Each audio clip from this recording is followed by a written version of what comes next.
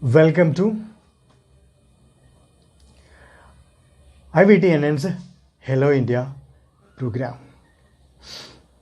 The election bound Bihar is heating up, and Chirag Paswan, who is a part of NDA government at the center, is trying to create maximum problems and divide NDA alliance in Bihar. The Maharashtra government and the governor Kujyari are locking horns about the opening up of religious places in Maharashtra.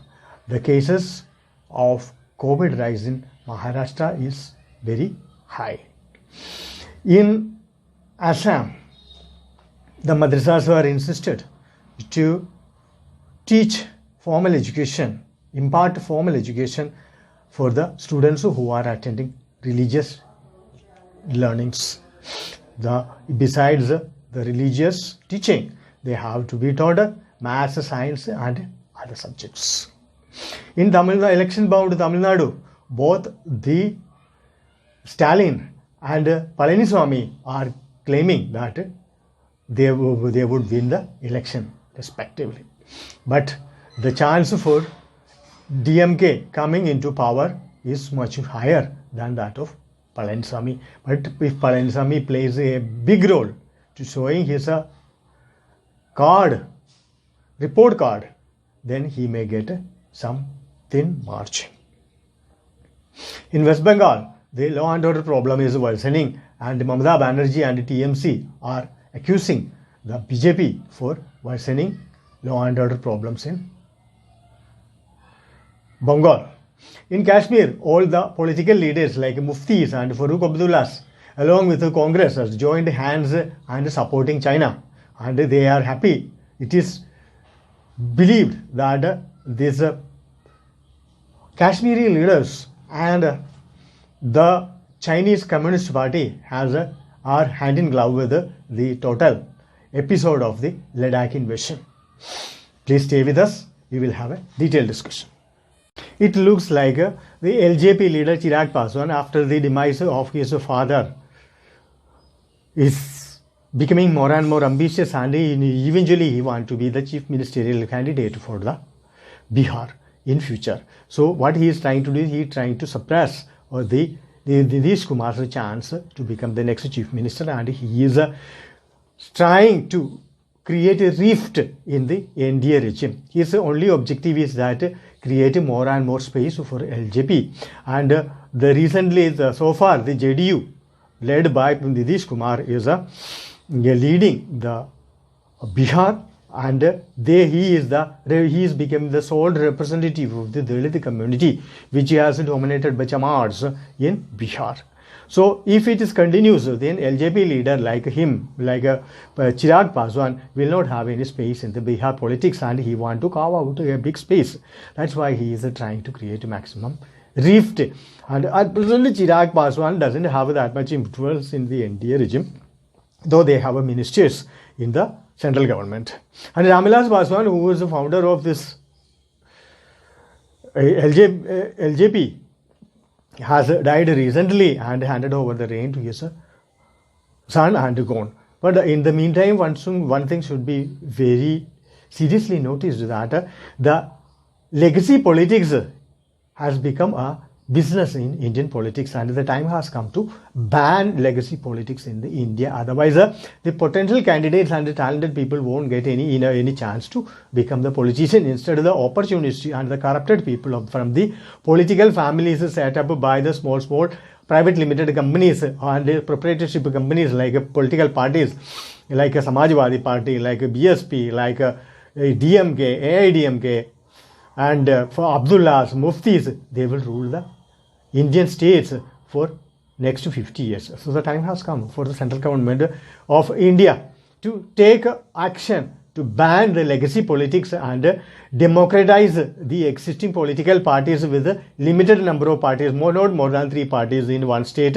not more than 3 parties in the national level, and the rest of the parties should be merged, like banks have been merged in India and made a strong banking system. The same way we need a strong political system which is free from corruption. At the same time, it is advised that the government has to open a college, for training college for the politicians, and before entering the politics and becoming MPs and MLAs should be given political training, and the recruitment has to be for a selection for this college should be, or it has to be even a university, should be properly maintained, and it has to be properly taught the ethics, politics, economics, everything there. And once they qualify, once they are graduated, they should be allowed to be recruited by the different political parties. So like that, India can create a good political system and political base, and put talented political leaders from across India, instead of setting up, allowing the people, allowing some political leaders setting up his own proprietorship company and promoting their own family members, hand over the reign and dying like Ramvilas Paswan did. So it should not happen. Abdullah has handed over to his son Abdullah, and Yadavs has handed over to their son Yadavs, and DMK has handed, Karunanidhi is handed into the Stalin. So it is becoming a business in India, and the time has to ban the political parties which runs with the family and legacy political principles, including Pawars, including Thakres. Everything should be banned from India, and India has to cultivate a new political system that is a systematic, professional and corruption free. The recent argument between the Maharashtra government, Koshiyari, and Thakre, the CS chief minister, has invited the attention of the media and the public. Why? Because Koshiyari has played a big role in installing the Fadnavis as the chief minister, conducting an early morning the Brahma Muhurta oath-taking ceremony, which is very critical, and it has invited a lot of criticism from the political circles and the constitutional experts.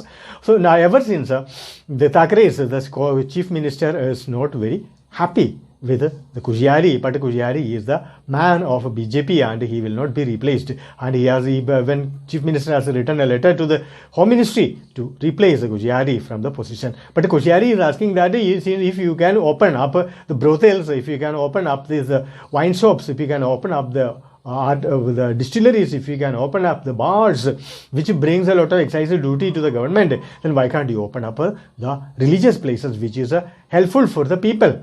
But the Thakres are not giving any answer to that. At the same time, everyone should know that in Maharashtra, the COVID spike is much higher than any other states, and the novice chief minister like Thakre is struggling to find a solution. And in the end of the day, what happens is that the NCP leader Sharad Pawar is ruling Maharashtra, keeping the Thakres in the steering, handing over the steering without a connection to the front wheel.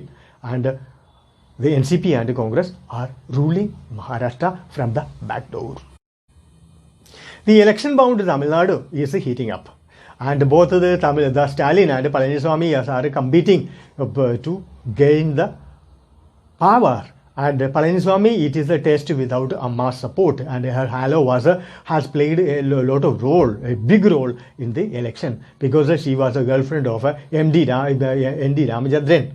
And finally, she has not married, and finally, she led the legacy of Ramachandran as a symbol of her love with him. The same way, many heroines fell in love with many heroes and the leading stars in cinema, including Bollywood and Hollywood and many other places. Unfortunately, many of them couldn't marry the man they loved, and because these men chose to marry an ordinary woman and to lead a happy life, and they led a happy life. Had they married this woman, then they would have ended up in a divorce, because these women are demanding and expecting very high return on investment in the family life and the married life. Finally, they end up in a big divorce. And all of us have seen the story of Hrithik Roshan, like people, and he had to divorce. So it should not happen. So what happened is that now the election in Tamil Nadu is is neck to neck competition because Palaniswamy has got a good record and he has ruled the state without any corruption charges. At the same time, Stalin is in seventh heaven because the last elections, in 2019 election, the DMK has swept all seats to the parliament. So he believed that he would become the chief minister for the first time after his father's demise, and his father has sidelined Alagiri, the elder son, and handed over the baton to the another legacy political class, that is Stalin. And we will see what is going to happen. The next coming 2 months are very hot and talk. At the same time, there are many leading political congress leaders in Tamil Nadu and the southern state started flowing into BJP, and BJP is becoming very fat and with good leaders who is against corruption, who is ambitious, who want to grow. And this is like BJP is buying a running business which is in profit, and the running business is a Congress, and they are buying the leaders with the mass support to increase the base instead of starting from the scratches. In BJP is buying the political leaders from the Congress party which is established. In Andhra Pradesh, the calamity is not coming down. Every year there is a storm or a flood, and Andhra is always suffering with a lot of losses. This year, the flood and rain has caused more than 4,000 crore rupees loss for the state. And after the division, Telangana and Andhra Pradesh is a bleeding state. It is already under crisis and financial instability. At the same time, Jagan has become the chief minister, and he is coaching with the Narendra Modi and Amit Shah. And he has also demanded the special status for the Andhra Pradesh, which was denied by the India government. But now what is happening is that he is demanding an immediate relief of 1,000 crore rupees to do the relief work and the other damages for the state. But no one knows whether the India government and the center is ready to give, because there is no any election is coming up in the state, and the government has an eye on the election bound state like Tamil Nadu and Bihar. They want to invest money and schemes to be declared there, for which government need money, and COVID has created a lot of problems because government was not getting enough tax. GST is bleeding, and the states are demanding more and more their due, and which the central government is unable to give. So economically the nation is suffering. At the same time, the election, frequently coming election every year to year, and Narendra Modi is demanding that one nation, one election will save a lot of money. But opposition leaders who are really opportunist in India is not accepting it, and they are resisting. Only then they can take advantage of each elections. So let us see what is going to happen. The coming month is going to be a month of events. At the same time, the festival, Navaratri festival, started in India, and people are in the festival fervor without having money in their pocket. The worsening law and order situation in Bengal, election bound Bengal, is becoming a serious problem, and TMC is saying that the BJP is creating maximum law and order problem to win the next election. At the same time, TMC is trying its best, especially Mamata Banerjee. She knows that the next election she will not become the chief minister, and the Bengal is slipping out of her hand, which she hard earned, throwing out Tata's nano car from factory from West Bengal and invited a lot of unemployment. This time what is happening is that her Tea Party and her TMC is not going to win any election, because most of the party offices are owned and operated by the CPM, as is now owned and operated by BJP, and most of the CPM leaders have converted into BJP. So now what is happening is that BJP is becoming a hot party because of its clean image and the clean image of the Prime Minister Narendra Modi. If this tendency will continue, BJP will become the sole owner for the next 50 years, and West Bengal is going to be the next fort BJP is taking over in the next year. Teaching religion in the madrasas has become a news these days, because of most of the religious leaders and madrasas leaders are against the teaching any other subjects other than Quran and the religious leaders. At the same time, it is compulsory for the Muslim students to attend the religious teachings in the madrasas. So it has created a problem in their progress, because the madrasas are wasting time teaching Quran, and which is useless for the practical and life, and in the end of the day Muslims are becoming more and more poor. But if they learn maths, science and other subjects in the madrasas, then it is easy for them to get into a job. But what is happening is that madrasas are becoming more and more terrorist training companies, and it is funded and masterminded by the foreign countries, which is intent to create a law and order problem using communal tension in India. At the same time, most of the government has come out with a new strategy that madrasas should teach other subjects instead other than teaching only Quran, and it is good for the Islamic community, and they will become professionals, and they can get into college, and they can become skilled people and on a job than selling fish, cutting animal, and becoming a meat sellers, and doing sabji and all these sales, and doing menial jobs. After losing the opportunity, and the CAA campaign, with the help of the COVID, government of India has saved itself from the CAA riot and law and order problem. Now the Gandhis, without having any issue, they started taking the ladies' finger like issue, like a rape issue in Uttar Pradesh. At the same time, there are many medias and there are many actors and activists in southern states like Kerala has demanded that the rape like this has to be protested. It is a maximum number of private rape is taking place in Kerala, especially when the Charchias invaded the tribals' land in the Kerala's jungle. The poor tribal woman has been raped by the many Christians, and they become pregnant, and their children had grow up without having a biological father's identity, and that has been supported by the political parties for the vote bank of the church. And now the church is becoming a monger of the fundamental right, because the church is a strong supporter of the Congress party, and church has hijacked the Congress as a shell company and using it inserting, and they have introduced even the religion-based reservation in Kerala and the other southern state because of the influence of the church, because church want to get the share of the converts and get them into the job and control them and slowly capture the institutions of India like Britishers have done. That's what the church is doing these days, and everyone should be aware of it.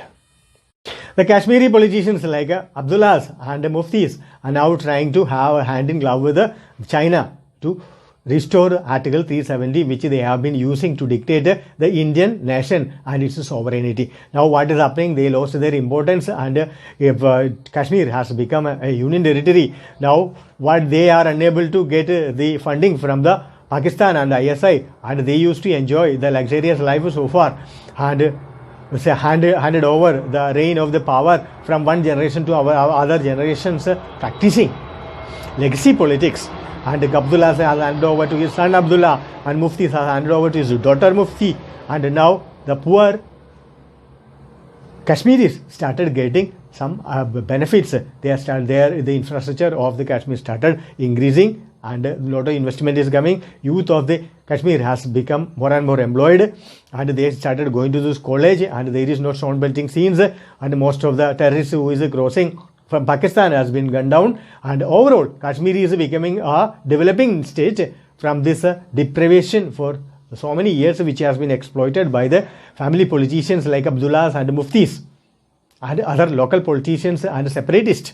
Now the power has slowly handed over to the people of Kashmir, and they are becoming progress. And in coming years, in next 10 years time, the Pak-occupied Kashmir will be integrated to India either by war or by negotiation. It has to be decided by the Pakistan what to do with it, because Pakistan is afraid of then another war with the Indian state.